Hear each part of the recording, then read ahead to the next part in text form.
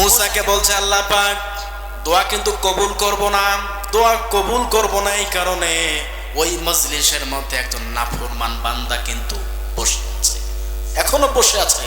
যতক্ষণ না পর্যন্ত মুসা তোমার ওই নাফরমান উম্মতকে ওই মজলিস থেকে বিদায় করে না দিবা, ততক্ষণ পর্যন্ত আমি আল্লাহ কিন্তু দোয়া কবুল করব না, বৃষ্টিও নাজিল করব না, বৃষ্টি দেব না। আল্লাহর নবী মুসা রেগে গিয়ে বলছেন, কে আছেন এরকম, দাঁড়িয়ে যান। ভয় আর কেউ দাঁড়ায় না।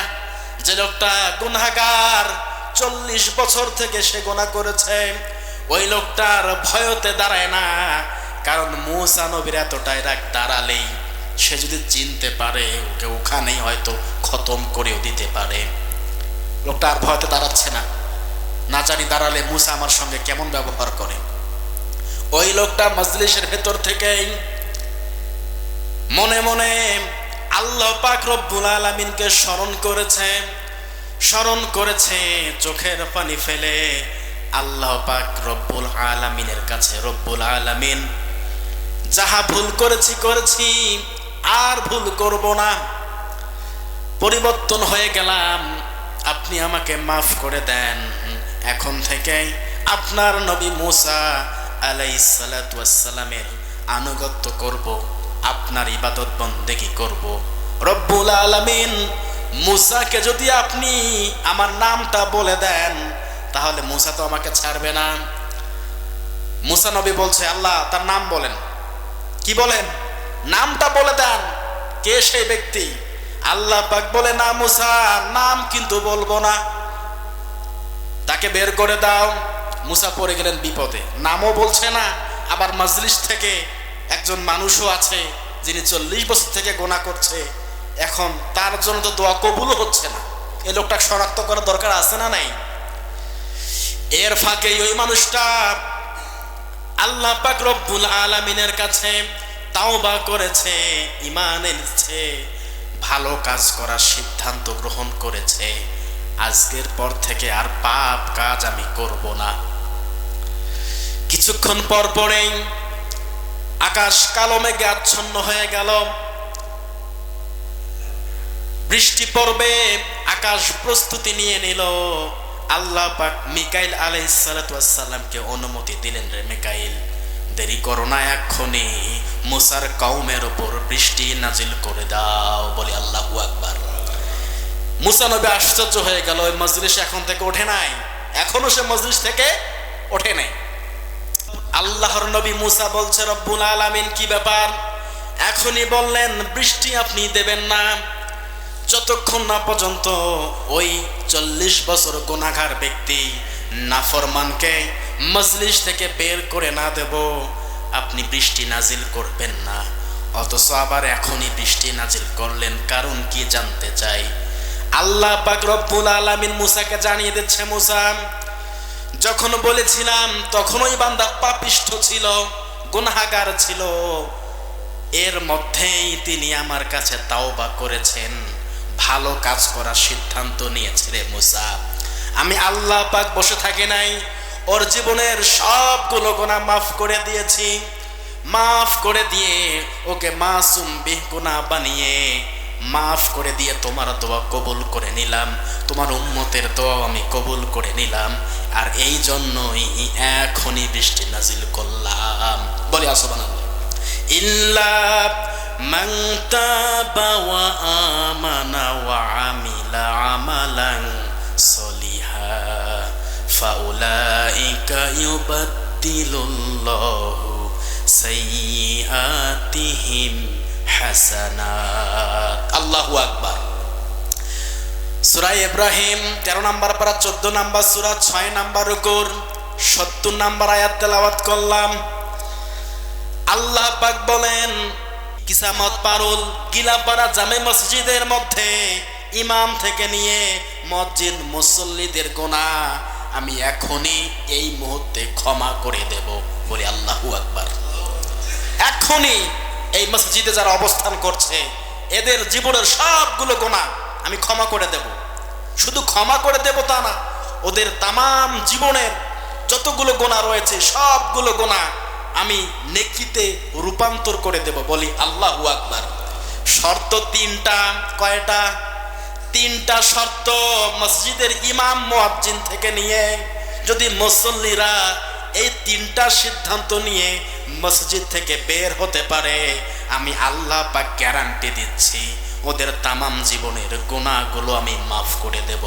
এই তিনটা শর্ত জানা দরকার আছে না নাই? অবশ্যই আমাদের দরকার আছে। জেনে নেন তিনটা কি। আপনি এখনই মাসুম বিগুনাহ হতে পারেন, কোনো গুনাহ আপনার জীবনে নাই। যতগুলো গুনাহ জীবনে করেছেন ওইগুলো গুনাহ আল্লাহ পাক সওয়াবে রূপান্তরিত করে দেবে। তিনটা পয়েন্ট যদি মানতে পারি। এক নম্বরে ইল্লা মান তাবা, তাওবা করা লাগবে। কি করা লাগবে? তাওবা করা লাগবে। রব্বুল আলামিন জীবনে যতগুলো ভুল কাজ করেছি আর করব না, আর ভুল পথে পা বাড়াবো না। এতদিন মানুষকে ঠকিয়ে ফাঁকি দিয়ে খেয়েছি, আর করব না। তাওবা করা লাগবে, তাওবা করার মতো। ইয়া আইয়ুহাল্লাযিনা আমানুত্তাকুল্লাহা ওয়া কুলু কাওলান সাদীদা, হে ঈমানদারগণ ভয় করো, সত্য কথাগুলো বলো। তাওবা করতে গেলেও আপনাকে একবারই তাওবা করতে হবে। তাওবা সবার জন্য নয়। আপনি এখন তাওবা করলেন, বাড়িতে গিয়ে আবার সব ভুলে গিয়ে আবার ওই আগের মতোই, ওই তাওবা কবুল হবে? তাওবা এরকম না। তাওবা মানে কি করা? ফিরে আসতে হবে। জীবনের সবগুলো গুনাহ পাপের জন্য অনুতপ্ত হওয়া লাগবে। কার কাছে? আল্লাহ পাকের কাছে। এক নম্বরে তাওবা করা লাগবে। ইল্লা মান তাবা ওয়া আমানা, এবং ঈমান আনা লাগবে। কয়টা পয়েন্ট বললাম? দুইটা।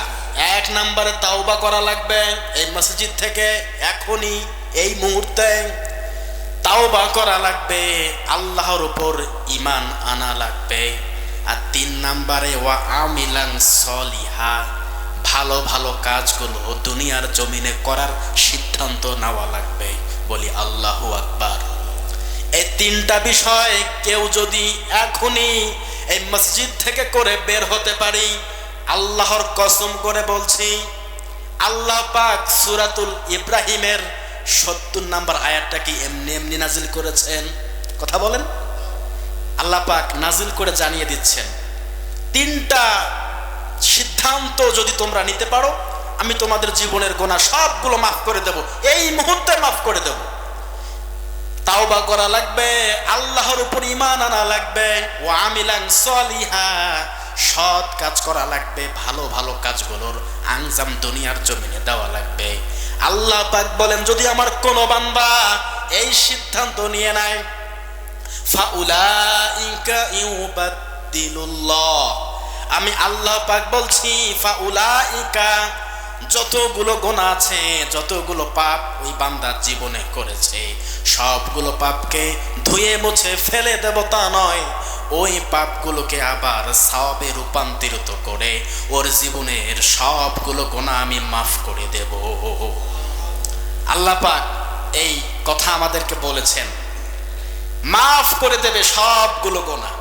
ও মুসা, তোমার উম্মতের ভিতরে ওই লোকটা তাওবা করেছে, আমি আল্লাহর উপর ঈমান এনেছে, সৎ কাজ করার সিদ্ধান্ত সেই ব্যক্তিটা নিয়েছে রে মুসা, আমি দোয়া কবুল করে নিয়েছি, এই জন্য আবারও তোমার কওমের উপর বৃষ্টি নাজিল করলাম। মুসা বলে, রব্বুল আলামিন, ওই ব্যক্তিটার নাম শুধু একবার বলো, তাকে আমি দেখতে চাই। আমার আল্লাহ বলে, না রে মুসা, না, তোকে দেখাইতে আমি পারবো না, কারণ ওই বান্দা হয়তো লজ্জিত হবে, তোমার উপর লজ্জিত হয়ে যাবে আমার ওই বান্দা। না না রে মুসা, না, আমার বান্দাকে আমি লজ্জিত করব না, আমার বান্দাকে সম্মানের সহিত আমি মাফ করে দিয়েছি। ওখানে কোন বান্দা 40 বছর থেকে গুনাহ করেছে কেউ জানে না, ওই বান্দা জানে, আর আমি উপরওয়ালা জানি। বলি আল্লাহু আকবার। এইরকম সিদ্ধান্ত যদি আমরা এখনই এইখানে নিতে পারি, আমাদের গুনাহ আল্লাহ পাক মাফ করতে পারেন কি পারেন না? সম্মানিত হাজিরিন, শয়তানের ধোকায় পড়ে, শয়তানের কুমন্ত্রণায় পড়ে, নফসের ধোকায়, দুনিয়ার মায়াজালে, টাকার নেশায়, অর্থ সম্পদ ক্ষমতার লোভে আজকে আমাদের ঈমান আখলাক সব চলে যাচ্ছে।